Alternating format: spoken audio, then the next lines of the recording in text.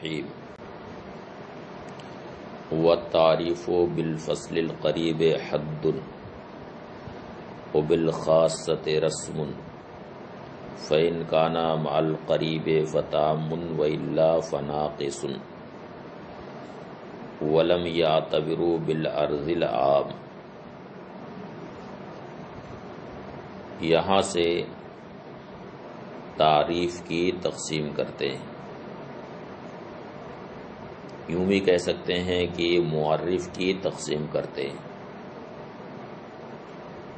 معرف کی 4 قسمیں ہیں: حد تام، حد ناقص، رسم تام اور رسم ناقص۔ اگر کسی شے کی تعریف صرف فصل قریب سے ہو تو وہ حد ہے،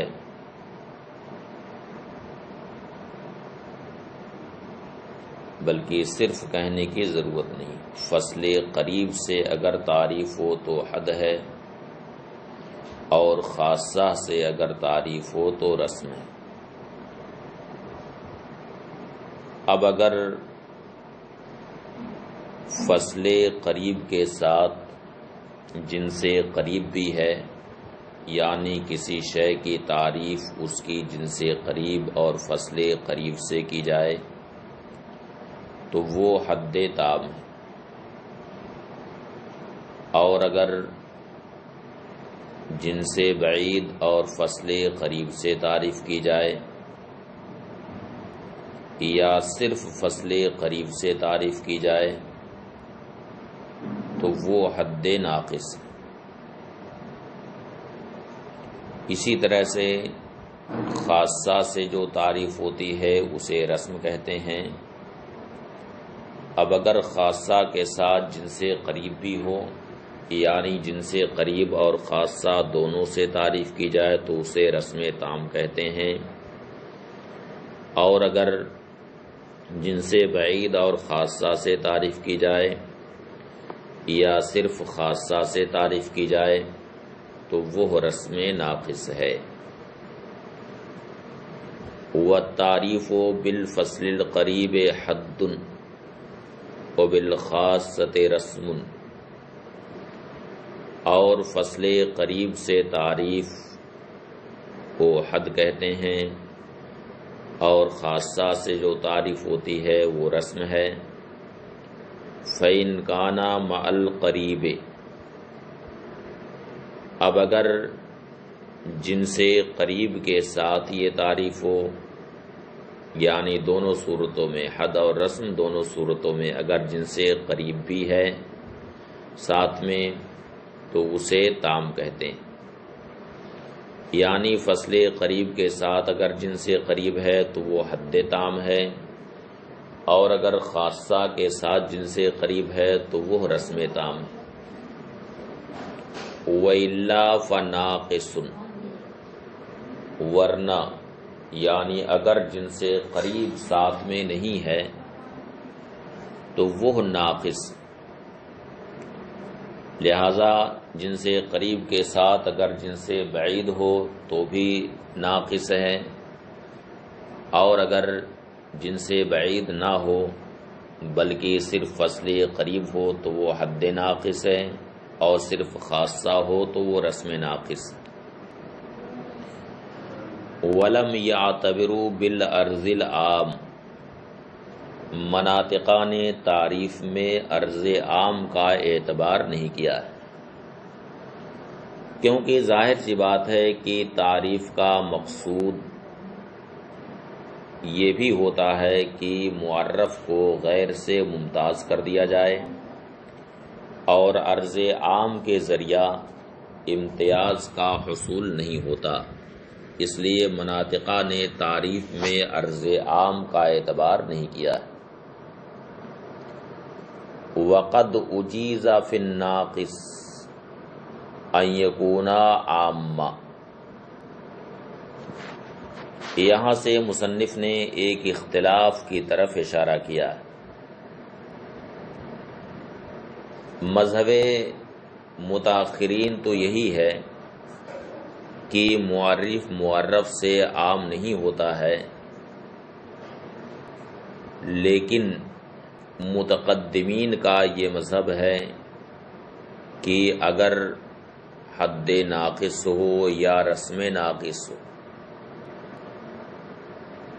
بلکہ یوں کہہ لیجئے کہ تعریف ناقص میں ایسا ہو سکتا ہے کہ معرف معرف سے عام، کاللفظی، جیسا کہ تعریف لفظی میں یہ جائز ہے کہ معرف معرف سے عام۔ تعریف لفظی کسے کہتے ہیں؟ وَهُوَ مَا يُقْصَدُ بِهِ تَفْسِيرُ مَدْلُولِ اللَّفْظِ۔ تعریف لفظی وہ تعریف ہے جس سے صرف مدلول لفظ کی تفسیر مقصود ہو۔ لفظ کا مدلول کیا ہے؟ محض اس کی تفسیر اور توضیح مقصود ہو، خواہ اس کے ذریعہ سے امتیاز ہو رہا ہو یا نہ ہو رہا ہو، اس سے کوئی بحث نہیں۔ یہ ہے متن کا خلاصہ۔ قولہ بالفصل القریب قد علم مما سبق ان المعرف یشمل علی امر یختص بالمعرف ویساویہ۔ ما سبق سے یہ معلوم ہوا کہ معرف ایسے امر پر مشتمل ہوتا ہے جو معرف کے ساتھ خاص ہوتا ہے اور اس کا مساوی ہوتا ہے، کیونکہ تعریف میں دو چیزیں بنیادی طور سے معتبر ہیں۔ ایک یہ ہے کہ صدق میں معرف اور معرف کے درمیان مساوات ہونی چاہیے، دوسری چیز یہ ہے کہ معرف کے ذریعہ معرف اپنے اغیار سے ممتاز ہو جائے۔ اس لیے معرف ایسے امر پر مشتمل ہوتا ہے جو معرف کے ساتھ خاص ہو اور اس کا مساوی ہو۔ فَهَذَا الْأَمْرُ إِنْ كَانَ ذَاتِيًّا لِلْمُعَرِّفِ۔ اب یہ امر یعنی معرف اگر معرف کا ذاتی ہو، یعنی اس کی ذات کا جز ہو، کانا فصلاً، تو اس معرف کو فصل کہتے ہیں، یعنی اس امر کو فصل کہتے ہیں۔ وَإِنْ كَانَ عَرْضِيًّا لَهُ، اور اگر وہ امر معرف کا عرضی ہو، یعنی اس کی ذات کا جز نہیں ہے بلکہ اس کا وصف عارض ہے، کانا خاصتاً، تو اس امر کو خاصہ کہتے۔ فعل الاول یسمى حدًا، تو پہلی تقدیر پر اسے حد کہا جاتا ہے، یعنی جب فصل سے تعریف ہو تو اسے حد کہا جاتا ہے۔ وعلی الثانی یسمى رسمًا، اور دوسری تقدیر پر یعنی جب خاصہ سے تعریف ہو تو اسے رسم کہا جاتا ہے۔ ثم الحد ان اشتمل علی الجنس القریب فحد تام وَإِن لَّمْ يَشْتَمِلْ عَلَيْهِ فَحَدٌّ نَاقِص۔ پھر حد اگر جنس قریب پر مشتمل ہو تو وہ حد تام ہے۔ وَإِن لَّمْ يَشْتَمِلْ عَلَيْهِ، اور اگر جنس قریب پر مشتمل نہ ہو تو حد ناقص ہے۔ وَإِنِ اشْتَمَلَ عَلَى الْجِنسِ الْبَعِيدِ، اگرچہ جنس بعید پر وہ مشتمل ہو۔ تو حد تام کا معنی یہ ہوا کہ جو تعریف جنس قریب اور فصل قریب سے ہوتی ہے وہ حد تام ہے، اور اگر جنس بعید اور فصل قریب سے تعریف ہو یا صرف فصل سے تعریف ہو تو وہ حد ناقص۔ جیسے انسان کی تعریف حیوان ناطق سے کی جائے تو یہ حد تام ہے، اور اگر حیوان ناطق کی جگہ پر کہا جائے جس میں نامی ناطق تو یہ حد ناقص ہے، یا صرف ناطق سے تعریف کی جائے تو بھی حد ناقص۔ وَقَذَا الرَّسْمُ إِنِ اشْتَمَلَ عَلَى الْجِنْسِ الْقَرِيبِ فَرَسْمٌ تَامٌ وَإِن لَّمْ يَشْتَمِلْ عَلَيْهِ فَرَسْمٌ نَاقِصٌ۔ اسی طرح سے رسم اگر جنس قریب پر مشتمل ہو تو وہ رسم تام ہے، وَإِن لَّمْ يَشْتَمِلْ عَلَيْهِ، اور اگر جنس قریب پر مشتمل نہ ہو تو رسم ناقص ہے، وَإِنِ اشْتَمَلَ عَلَى الْجِنْسِ الْبَعِيدِ، اگرچہ جنس بعید پر مشتمل ہو۔ تو جو تعریف جنس قریب اور خاصہ سے ہوتی ہے تو وہ رسم تام کہلاتی ہے، اور اگر جنس قریب نہ ہو بلکہ جنس بعید اور خاصہ سے تعریف کی جائے یا صرف خاصہ سے تعریف کی جائے تو وہ رسم ناقص۔ جیسے انسان کی تعریف حیوان زاحق سے کی جائے تو رسم تام ہے، اور اگر جسم نامی زاحق سے اس کی تعریف کریں یا صرف زاحق سے اس کی تعریف کریں تو وہ رسم ناقص۔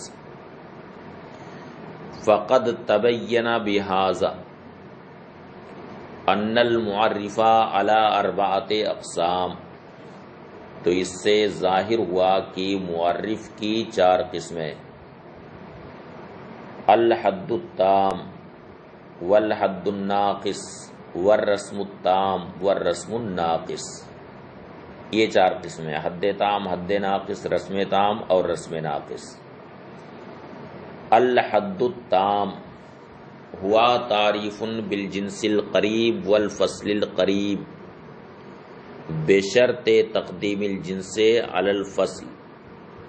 حد تام وہ جنس قریب اور فصل قریب سے تعریف کرنا ہے، اس شرط کے ساتھ کہ جنس کو فصل پر مقدم رکھا جائے۔ کالتعریف للانسان بانہ حیوان ناطق، جیسے انسان کی تعریف حیوان ناطق سے کرنا۔ الحد الناقص ہوا تعریف بالجنس البعید والفصل القریب او بہ وحدہ۔ حد ناقص وہ جنس بعید اور فصل قریب سے تعریف کرنا ہے، او بہ وحدہ یا صرف فصل قریب سے تعریف کی جائے، جیسے انسان کی تعریف جسم ناطق سے کرنا، جسم نامی ناطق سے کرنا، یا مطلقاً جسم ناطق سے کرنا یا صرف ناطق سے کرنا، یہ حد ناقص۔ الرسم التام ہوا تعریف بالجنس القریب والخاصہ۔ رسم تام وہ جنس قریب اور خاصہ سے تعریف کرنا، کا تعریف ہی بانہ حیوان زاحق، جیسے کہ انسان کی تعریف حیوان زاحق سے کرنا۔ الرسم الناقص ہوا تعریف بالجنس البعید والخاصہ او بہا وحدہا۔ رسم ناقص وہ جنس بعید اور خاصہ سے تعریف کرنا یا صرف خاصہ سے تعریف کرنا، جیسے انسان کی تعریف کرنا جسم زاحق سے یا صرف زاحق سے۔ قولہ وَلَمْ يَعْتَبِرُوا أَيْ الْأَرْضُ الْعَامُ لَا يَصْلُحُ مُعَرِّفًا، یعنی عرض عام میں معرف ہونے کی صلاحیت نہیں۔ لِأَنَّ غرض التعریف لا يحصل به، اس لیے کہ تعریف کی غرض اس سے حاصل نہیں ہوتی۔ تعریف کی غرض کیا ہوتی ہے؟ وَهُوَ الْاطِّلَاعُ عَلَى كُنْهِ الْمُعَرَّفِ أَوْ امْتِيَازُهُ عَنْ جَمِيعِ مَا عَدَاهُ۔ تعریف کا مقصد یہ ہوتا ہے کہ معرف کی کنہ اور حقیقت پر اطلاع ہو جائے، اس پر آگاہی ہو جائے، یا یہ ہے کہ معرف اپنے جمعی اغیار سے ممتاز ہو جائے، اور عرض عام کے ذریعہ ان دونوں مقصد میں کوئی بھی مقصد حاصل نہیں ہوتا، نہ تو اس سے معرف کی کنہ اور حقیقت معلوم ہوتی اور نہ ہی اس کے ذریعہ معرف اپنے اغیار سے ممتاز ہی ہوتا۔ نعم، ہاں، یہاں سے ایک استدراک ہے۔ استدراک یہ ہے کہ مناطقہ کے اس مذہب سے ایسا معلوم ہوتا ہے کہ عرض عام کا اعتبار تعریف میں بالکل ہی نہیں ہے، لیکن کبھی کبھا عرض عام کا بھی اعتبار تعریف میں ہوتا ہے۔ اس کی صورت یہ ہے کہ چند آراز عامہ کو اکٹھا کر لیا جائے۔ چند آراز عامہ کو اکٹھا کرنے کے بعد ان کا مجموعہ اگر کسی ایک ہی حقیقت کے ساتھ خاص ہو تو اس کے ذریعہ سے پھر تعریف ہو سکتی ہے، کیونکہ اس کے ذریعہ امتیاز کا معنی حاصل ہو سکتا ہے، اس کے ذریعہ معرف اپنے اغیار سے ممتاز ہو سکتا ہے۔ نعم، مجموع الاراض العامہ، ہاں، آراز عامہ کا مجموعہ، الذی یکون مختصا بحقیقت واحدہ، جو ایک حقیقت کے ساتھ خاص ہو، یقع معرفا، وہ معرف ہو سکتا ہے، لأنہ حینئذ یفید الامتیاز عن جمعی ما عداہ، اس لیے کہ اس وقت وہ جمعی ما عدا سے امتیاز کا فائدہ دے گا۔ کتعریف الانسان بانہ ماشن علی قدمیہ، جیسے کہ انسان کی تعریف کرنا کہ انسان وہ ہے جو اپنے دو قدموں سے چلے، عریض الاظفار، جس کے ناخن چوڑے چوڑے ہوں، مستقیم القامت، سیدھی قامت والا ہو، بادغ البشرہ، جس کی جلدیں ظاہر ہوں، نظر آئیں۔ تو ان آراز عامہ کا مجموعہ یہ ماہیت انسان کے ساتھ خاص ہے۔ قولہ وقد اجیز، قد علم مما سبق ان العام لا یصلح معرفا، ما سبق سے یہ معلوم ہوا کہ عام میں معرف ہونے کی صلاحیت نہیں۔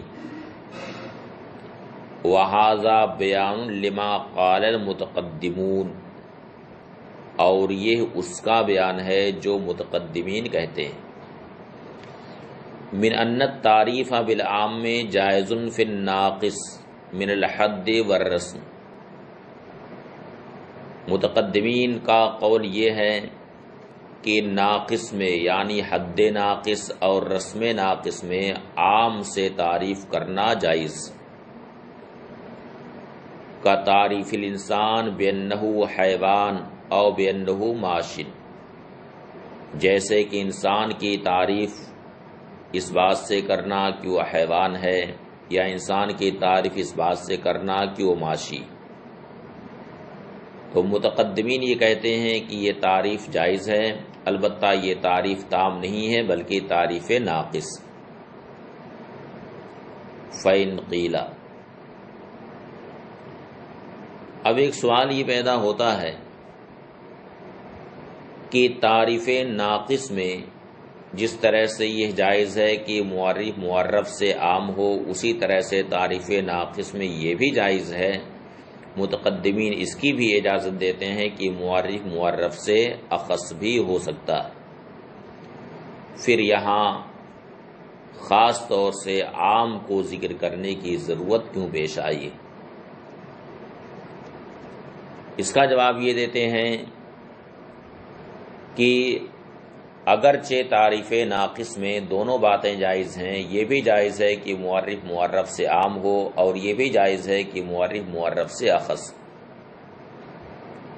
لیکن چونکہ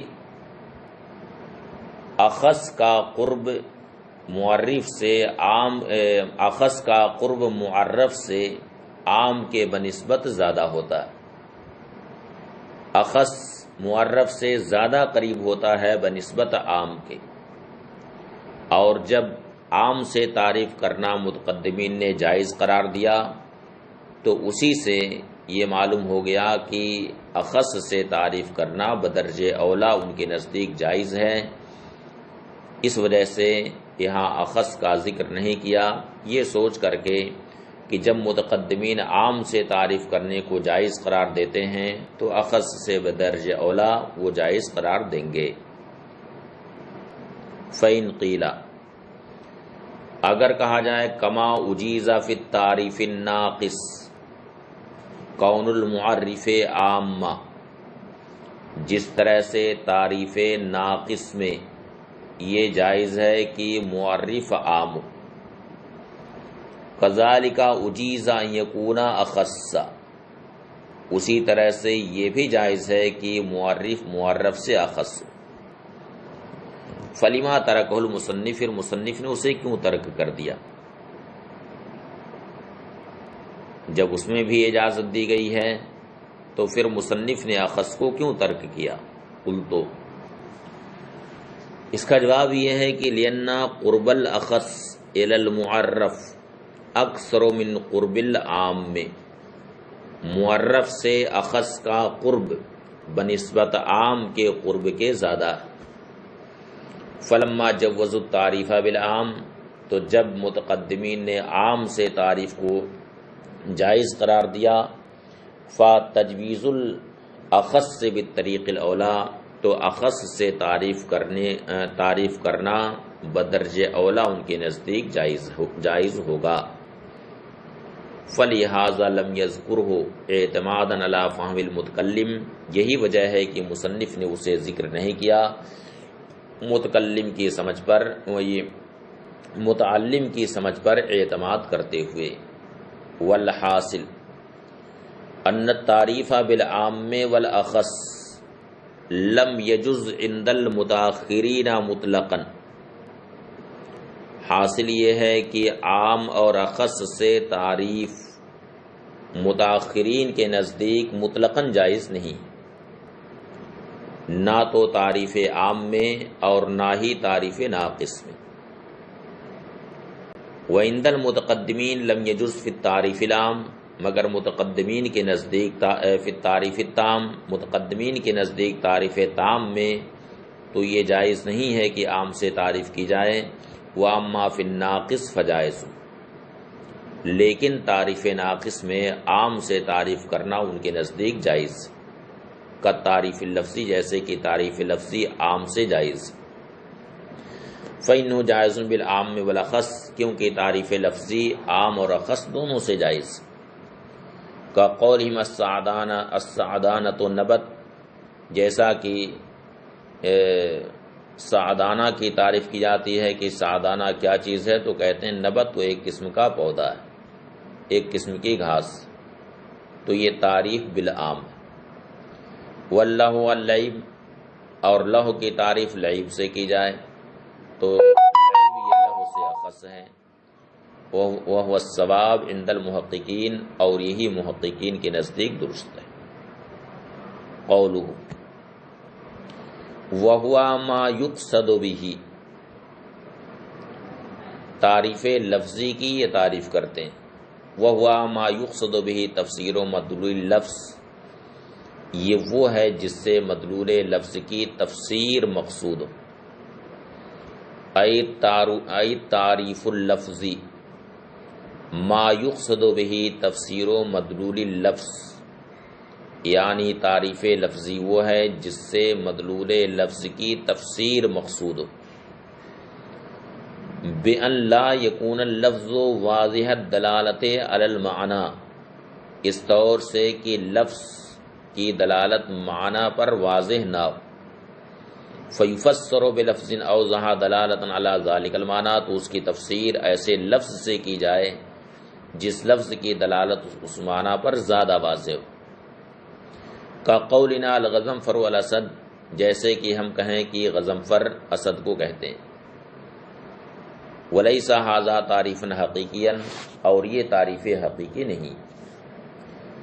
وانما المراد تعین ما اوضیع له اللفظ من سائر المعانی، تعریف لفظی کا مقصود صرف یہ ہے کہ معانی کے درمیان سے لفظ کا معنی موضوع لہو کیا ہے، کس معنی کے لیے لفظ کی وضع ہوئی ہے، اسے متعین کرنا. لیلتفت الیہ، تاکہ ذہن اس کی طرف متوجہ ہو جائے. ویعلم انہ موضوع بإزائہ، اور یہ جان لیا جائے کہ لفظ اس کے مقابل میں وضع کیا گیا ہے. وحاصلہ ان یقصد بہ تفسیر صورۃ حاصلۃ من بین سائر الصور بأنہا المرادۃ بلفظۃ کذا.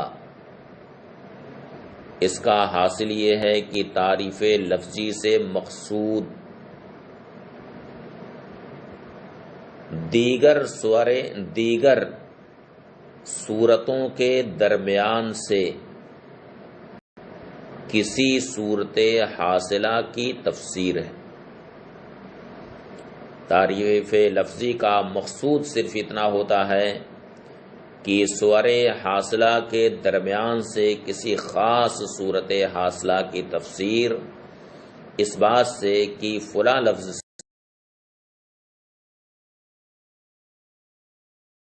صورت یہاں پر مراد لی گئی. بِأَنَّهَا الْمُرَادَةُ بِلَفْظٍ كَذَا، اس طور سے کہ فلاں لفظ سے یہی صورت مراد. یہ تعریف کی بحث مکمل ہوئی. الاسئلہ، اب اس سے متعلق سوالات. پہلا سوال، عرف المعرف وبین شرائط صحتها مع بیان وجہ الشرط. معرف کی تعریف کیجئے اور تعریف کی صحت کے شرائط بتائیے اور وجہ شرط بھی بتائیے. عرف الاقسام الاربعہ للتعریف، تعریف کی چاروں قسموں کی تعریف کیجئے اور کتاب کے مطابق مثال دیجئے. تیسرا سوال ہے کہ عرض عام کب معرف ہو سکتا ہے، اس میں معرف ہونے کی صلاحیت کب ہے، اور کس صورت میں عام اور اخص متقدمین کے نزدیک معرف ہو سکتے ہیں. چوتھا سوال ہے مل مراد بالتعریف اللفظی، تعریف لفظی سے کیا مراد ہے. پانچواں سوال ہے اثبت ان العام والاخص والمباین لا یقوم معرفا، یہ ثابت کیجئے کہ عام، اخص اور مباین معرف نہیں ہو سکتے. اور یہیں پر تصورات کی بحث مکمل ہوئی. اب آگے تصدیقات کی بحث شروع ہو رہی ہے، چنانچہ آگے مصنف نے یہ فصل بھی قائم کی ہے. اس کو عارض ہوتی ہے